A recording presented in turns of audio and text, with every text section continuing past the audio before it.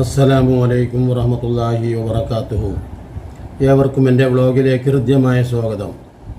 ആദ്യമായി വീഡിയോ കാണുന്നവർ തുടർന്നും വീഡിയോ ലഭിക്കാൻ സബ്സ്ക്രൈബ് ചെയ്ത് ബെൽ ബട്ടൺ അമർത്തി ആളമർത്തുക. ഞാൻ ഇന്ന് പറയുന്നത് നമ്മളെല്ലാവരും കാത്തുകൊണ്ടിരുന്ന ഒരു സന്തോഷ വാർത്തക്കായിട്ട് നമ്മളെല്ലാവരും പ്രതീക്ഷിച്ചു കൊണ്ടിരുന്നു. അബ്ദുറഹീം എന്ന് പറയുന്ന സൗദിയിൽ ജയിലിൽ കഴിയുന്ന, റിയാദ് ജയിലിൽ കഴിയുന്ന ആ അബ്ദുറഹീമിൻ്റെ മോചനത്തിന് ആവശ്യമായ എല്ലാ നടപടികളും എടുത്തു കഴിഞ്ഞു. അതുകൊണ്ട് തന്നെ ജൂലൈ 2-നാണ് യഥാർത്ഥത്തിൽ അദ്ദേഹത്തിൻ്റെ വധശിക്ഷ റദ്ദാക്കിക്കൊണ്ട് സൗദി സുപ്രീം കോടതി ഉത്തരവ് പുറപ്പെടുവിച്ചു.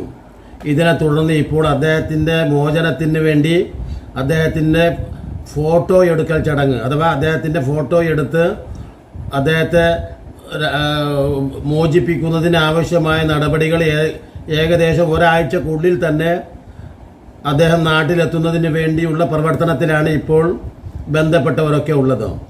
ഈ സാഹചര്യത്തിലാണ് ഇപ്പോൾ വളരെ സന്തോഷത്തിലാണ് യഥാർത്ഥത്തിൽ കുടുംബവും നാട്ടുകാരും ഒക്കെ ഇപ്പോൾ കഴിയുന്നത്. തീർച്ചയായിട്ടും ഈ അബ്ദുറഹീം മോചനത്തിന് വേണ്ടി 34 കോടി ആവശ്യപ്പെട്ടതോടുകൂടെ എന്താ സംഭവിച്ചത്? 34 കോടിക്കു മേലെ ഈ മലയാളികൾ ഉദാരമായിട്ട് തന്നെ സംഭാവന ആലോചിച്ച് നോക്കൂ നൽകി. അതാണ് മലയാളികളുടെ മനസ്സ്. അവിടെ ജാതി നോക്കിയിട്ടല്ല, അത് മതം നോക്കിയിട്ടല്ല, അത് മനുഷ്യത്വത്തിൻ്റെ പേരിലാണ്. ആ മലയാളികൾ പറഞ്ഞ സമയത്തിൻ്റെ ഉള്ളിൽ കേവലം ഒരു 2 ആഴ്ചക്കുള്ളിൽ തന്നെ ദിയാധനം കെട്ടിവെക്കണമെന്ന് പറഞ്ഞപ്പോൾ 34 ലക്ഷം കോടി ഉറുപ്പിക എത്തി. പിന്നീട് തുടർന്ന് വക്കീൽ ഫീസ് എത്തി. എല്ലാം വിചാരിച്ചതിലും വേഗം തന്നെ നടപ്പായിക്കൊണ്ടിരുന്നു. ആലോചിച്ച് നോക്ക്. അപ്പോൾ മാത്രമല്ല നമ്മുടെ ബോച്ചയുടെയൊക്കെ സേവനം അതിലെടുത്ത് പറയേണ്ടതായിട്ടുണ്ട്. അദ്ദേഹമൊക്കെ അതിന് മുന്നിട്ട് ഇറങ്ങി എന്നത് തീർച്ചയായിട്ടും ഒരു സ്തുത്യർഹമായ, തുല്യതയില്ലാത്ത സേവനമായിട്ട് തന്നെ നമ്മൾ കാണണം. മാത്രമല്ല ഈ അബ്ദുറഹീമിൻ്റെ മോചനത്തിന് വേണ്ടി ഈ ശ്രമിക്കുന്ന നിങ്ങൾ എന്തുകൊണ്ടാണ് യഥാർത്ഥത്തിൽ നിമിഷപ്രിയ മോചനത്തിന് ശ്രമിക്കാത്തത് എന്ന ചോദ്യം ഇവിടെ ഉയരുന്നുണ്ട് പല ദിക്കുകളിൽ നിന്നും. മാത്രമല്ല അബ്ദുറഹീം മോചനത്തിന് വേണ്ടി പ്രവർത്തിക്കുന്നതിൻ്റെ പ്രവർത്തനം സ്വാഭാവികമായിട്ടും നിമിഷപ്രിയ മോചനത്തിന് സാധ്യമല്ല. കാരണം യമനും ഇന്ത്യയും തമ്മിൽ അത്തരത്തിലുള്ള ഒരു കരാറുകളൊന്നും നിലവിലില്ല. അതാണ് ആദ്യം അറിയേണ്ടത്. മാത്രമല്ല അതിനുവേണ്ടി ധാരാളം പണം പിരിച്ചിട്ടുണ്ടെങ്കിലും, അഥവാ ഒരു ക്രിസ്തീയ സംഘടന അതിനുവേണ്ടി മുന്നിട്ടിറങ്ങിയിരുന്നു. പക്ഷേ അതൊന്നും തന്നെ പ്രായോഗികമായില്ല. അതിൽ പഠിക്കേണ്ട ഒരു സംഗതി എന്ന് ചോദിച്ചാൽ ഇവരൊക്കെ ഈ പറഞ്ഞുകൊണ്ടിരിക്കുന്ന ഒരു തെറ്റിദ്ധാരണ അതാണ്. മുസ്ലിം സമൂഹത്തിൻ്റെ ചാരിറ്റി പ്രവൃത്തി പോലെ മറ്റുള്ളവർക്ക് ചാരിറ്റി പ്രവൃത്തി ചെയ്യാൻ കഴിയുന്നില്ല. അതാണ് അതിൽ സംഭവിക്കുന്നത്. മുസ്ലിമീങ്ങളെ സംബന്ധിച്ചിടത്തോളം അവരെ ഇവിടുന്ന് ആട്ടി പുറത്താക്കാൻ ശ്രമിക്കുന്നു എങ്കിൽ തന്നെയും അവരെ പോലെ ഇത്രയേറെ ചാരിറ്റിയും ദാനധർമ്മ മേഖലയിലും ശക്തമായിട്ടുള്ള പ്രവൃത്തി ചെയ്യാൻ വേറെ ആർക്കും കഴിയില്ല. അത് നമ്മുടെ മുമ്പിലുള്ള ഇപ്പോൾ വയനാട് ദുരന്തത്തിൻ്റെ പശ്ചാത്തലത്തിൽ നമ്മൾ കണ്ടു. സ്വന്തം മെയ്യും കയ്യും മറന്ന് അവിടെ ദുരിതബാധിതർക്ക് വേണ്ടി അങ്ങേയറ്റം എല്ലാം മറന്നുകൊണ്ട് 24 മണിക്കൂറും സേവന സന്നദ്ധരായി രംഗത്ത് വന്നിരിക്കുന്നത് മുസ്ലിം സംഘടനകൾ, KMCC, അതോടൊപ്പം തന്നെ വെൽഫെയർ പാർട്ടി, അതോടൊപ്പം തന്നെ ജമാഅത്തെ ഇസ്ലാമി, മുജാഹിദ് പ്രസ്ഥാനങ്ങളുടെ വ്യത്യസ്ത ഗ്രൂപ്പുകൾ, അതോടൊപ്പം തന്നെ സുന്നി SK, SSF എന്ന് വേണ്ട എല്ലാ മുസ്ലിം സംഘടനകളും അവിടുത്തെ ജാതി മതം ഭേദമന്യേ അവരെ സംരക്ഷിക്കേണ്ടത്, അവരെ സഹായിക്കേണ്ടത് നമ്മുടെ ബാധ്യതയാണ് എന്ന് മനസ്സിലാക്കിക്കൊണ്ട് എല്ലാം മറന്നുകൊണ്ട് ആ ദുരിതബാധിതർക്ക് വേണ്ടി ഒത്തൊരുമിച്ച് പ്രവൃത്തി ചെയ്യുമ്പോഴാണ് ഇതര വിഭാഗങ്ങളിൽ നിന്ന്, അത് ക്രിസ്ത്യാനിയിൽ നിന്നായാലും ഹിന്ദുവിൽ നിന്നായാലും ഒക്കെ എന്താണ് അവരിൽ നിന്നുണ്ടായത്? പോസ്റ്ററുകളിട്ട്, ഉദാഹരണം TG മോഹൻദാസിനെ പോലെ അവർക്ക് ആവും വിധം വർഗീയത വിളമ്പി അതോടൊപ്പം തന്നെ പോസ്റ്റ് ഇട്ട് നോക്കട്ടെ. നമ്മൾ കണ്ടു ഒരു ജോർജ് എന്ന് പേരായിട്ടുള്ള ക്രിസംഗി ഒരു പോസ്റ്റ് ഇട്ടു. അതിനെതിരെ ചന്ദ്രൻ എന്ന് പേരായ ഒരു സംഖ്യ പോസ്റ്റ് ഇട്ടു. TG മോഹൻദാസ് ABC മലയാളത്തിലൂടെയും ന്യൂസ് കഫേയിലൂടെയും അവൻ്റെ വശങ്ങൾ ഇങ്ങനെ എന്താ പറയുക വമിപ്പിച്ചുകൊണ്ടിരിക്കുകയാണ്. യഥാർത്ഥത്തിൽ അതാണ് അവരുടെ സംഭാവന. അപ്പോൾ അവരിത്തരത്തിൽ സംഭാവന ചെയ്തപ്പോൾ മുസ്ലിം സംഘടനകളുടെ സംഭാവന ഈ പാവപ്പെട്ടവനെ എങ്ങനെയെങ്കിലും രക്ഷിച്ചു കൊണ്ടുവരണം, അവരെ സഹായിക്കണം. അത് അവരുടെ നാളെ പരലോകത്തുള്ള അവരുടെ അടിസ്ഥാന വിശ്വാസമാണ്. ആ പരലോകത്ത് ഞങ്ങൾക്കിത് വെറുതെ ആവില്ല എന്ന അവരുടെ വിശ്വാസമാണ് അതിന് കാരണം. ആലോചിച്ച് നോക്കേണ്ട ഒരു വലിയ സംഗതിയാണ്. അപ്പോൾ ഞാനിവിടെ പറയുന്നത് അബ്ദുറഹീമിൻ്റെ മോചനം എന്തേ ഇത്ര തടസ്സപ്പെട്ടു എന്ന് ചോദിച്ചാലും അബ്ദുറഹീമിൻ്റെ ആ ജയിൽ ശിക്ഷയ്ക്ക് സ്വാഭാവികമായിട്ടും വേറെ ഒരു മാനദണ്ഡമുണ്ട്.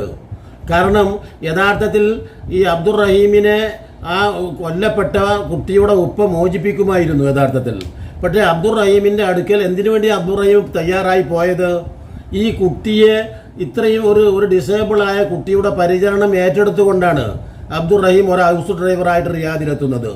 എന്നതിന് ശേഷം പിന്നീട് ആ ബുദ്ധിയും വിവരവും ഒന്നുമില്ലാത്ത ആ ഡിസേബിളായ കുട്ടി പെട്ടെന്ന് പ്രകോപിതനായെങ്കിൽ അതൊക്കെ മനസ്സിലാക്കാനും ക്ഷമിക്കാനുമുള്ള ഒരു കരുത്തും കരുതലും ഈ റഹീമിന് ഉണ്ടാവണമായിരുന്നു.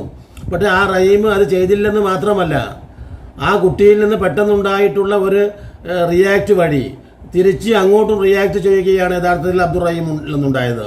അങ്ങനെ റിയാക്ട് ചെയ്തപ്പോൾ സ്വാഭാവികമായിട്ടും ഈ കുട്ടി ഡിസേബിളുള്ള കുട്ടിയാണ് എന്നതൊക്കെ ഈ അബ്ദുറഹീം മറക്കുന്ന ഒരു സാഹചര്യമാണ് ഉണ്ടായത്. നോക്കണം എന്താ കാരണം? കോപം വന്നു. കോപം വന്നാൽ പിന്നെ അനന്തരഫലത്തെക്കുറിച്ച് ആരും ചിന്തിക്കാറില്ല. അതാണ് പിന്നീട് അർശം തീരാഞ്ഞവന പുരയുടെ ചുറ്റും മണ്ടി നടന്നു. നമ്മുടെ കേരള കവി പറഞ്ഞിട്ടുള്ളതാണ്. അള്ളാഹുവിൻ്റെ റസൂൽ ഒരു മനുഷ്യന് കൊടുക്കേണ്ട ഏറ്റവും വലിയ ഉപദേശം ഏതാണെന്ന് ചോദിച്ചപ്പോൾ പറഞ്ഞു കൊടുത്തത് എന്താണ്? ഒലാ തബാഹദൂ, നീ ആരോട് കോപിക്കരുത്. അപ്പം അതുകൊണ്ടാണ് ഈ കോപമാണ് ഏറ്റവും വലിയ സംഭവം ഉണ്ടാക്കുന്നത്. കോപം അഗ്നി പോലെയാണെന്ന് ഗാന്ധിജി പറഞ്ഞു. അത് മുഴുവൻ നശിപ്പിച്ചേ അത് കെട്ടടങ്ങൂ. അപ്പോൾ എന്നതുപോലെ അബ്ദുറഹീമിന് തിരിച്ച് കോപമുണ്ടായി. ഈ കുട്ടി മുഖത്തേക്ക് തുപ്പിയപ്പോൾ ഡിസേബിളായ കുട്ടിയാണെന്ന് മനസ്സിലാക്കിയില്ല. താൻ വന്നിട്ടുള്ള സംഗതികളെക്കുറിച്ച് തിരിച്ചറിഞ്ഞില്ല. തന്നെ കാത്തിരിക്കുന്ന കുടുംബങ്ങളെക്കുറിച്ച് തിരിച്ചറിഞ്ഞില്ല. കോപം അവനെ എല്ലാം മറപ്പിച്ചു കളഞ്ഞു. എന്നിട്ട് അവൻ കുട്ടിയെ എന്തു ചെയ്തു? ആ ഡിസേബിളായ കുട്ടിക്ക് പ്രത്യേക രീതിയിലുള്ള ഓക്സിജൻ സിലിണ്ടറുകൾ വഴിയാണ് ശ്വാസോച്ഛ്വാസം നടത്തിയിരുന്നത്. അതൊക്കെ വികൃതമാക്കപ്പെട്ടു. പെട്ടെന്ന് തന്നെ ആ കുട്ടി മരണപ്പെടാനിടയായി. അപ്പോൾ എന്താ ചെയ്തത്? റഹീം മനുഷ്യസഹജമായിട്ടുള്ള പ്രവൃത്തിയല്ല ചെയ്തത്, പൈശാചിക സഹമായ. അതാണ് നമ്മൾ മനസ്സിലാക്കേണ്ടത്. ആ സാഹചര്യത്തിൽ റഹീമിൻ്റെ നിരപരാധിത്വം ബോധ്യപ്പെടുമായിരുന്നിട്ടും റഹീം അവിടെ ചെയ്തത് റഹീമിനെ സ്വയം ബന്ധനസ്ഥനാക്കി തൻ്റെ ഒരു സുഹൃത്തിനെ വിളിച്ചു വരുത്തി എന്നിട്ട് കള്ളത്തരങ്ങൾ ആരോപിച്ച് അത്തരത്തിലുള്ള പ്രവൃത്തികളൊക്കെ ചെയ്തത് കൊണ്ടാണ് റഹീമിന് ഇത്രയും ദീർഘനാൾ ജയിലിൽ കഴിയേണ്ടി വന്നത്. അതോടൊപ്പം ആ അബ്ദുറഹീമിൽ നിന്നും വന്നു പറ്റിയ കൈപ്പിഴ സമ്മതിക്കുകയും ആദ്യം തന്നെ അതിന് നിലപാടെടുക്കുകയും ചെയ്തിരുന്നെങ്കിൽ അബ്ദുറഹീം രക്ഷപ്പെടുമായിരുന്നു. പക്ഷേ ഇതാണ് ഇത്രയും വലിയ ദിയാധനം കൊടുക്കേണ്ടി വന്നത് ഈ അബ്ദുറഹീമിൽ നിന്നുണ്ടായ ഈ ഒരു ചതിപ്രയോഗമാണ്. ഇതുകൊണ്ടാണ് കോപമാണ് കാരണമായത്. അള്ളാഹുവിൻ്റെ റസൂൽ എപ്പോഴും ഞാൻ നേരത്തെ പറഞ്ഞതുപോലെ ഞാനൊരു കഥ പറഞ്ഞുകൊണ്ട് ഇത് അവസാനിപ്പിക്കുകയാണ്. അള്ളാഹുവിൻ്റെ റസൂലിൻ്റെ അടുക്കൽ മഹാനായ അബൂബക്കർ സിദ്ദീഖ് റളിയല്ലാഹു അൻഹുമൊത്ത് അവർ രണ്ടാളും കൂടെ എന്തോ സംസാരിച്ചു കൊണ്ടിരിക്കെ ഒരു ജൂതൻ അബൂബക്കർ സിദ്ദീഖ് റളിയല്ലാഹു അൻഹുവിനെ കാണാൻ തിരുമേനി അടങ്ങുന്ന ആ സദസ്സിലേക്ക് കടന്നു വരുന്നു.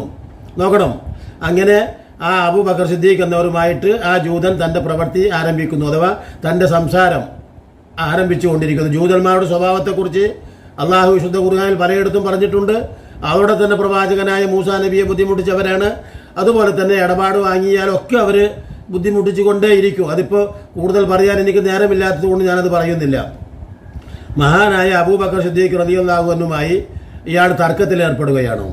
അയാളുടെ പ്രകോപിപ്പിക്കുമാറുള്ള സംസാരങ്ങളൊക്കെ കേട്ടിരുന്നിട്ടും അബൂബക്കർ സിദ്ദീഖ് റളിയല്ലാഹു അൻഹു തൻ്റെ സഹജമായ രീതിയിൽ അതിന് പ്രതികരിക്കുന്നില്ല, സൗമ്യമായി ചിരിച്ചുകൊണ്ടിരിക്കുകയാണ്.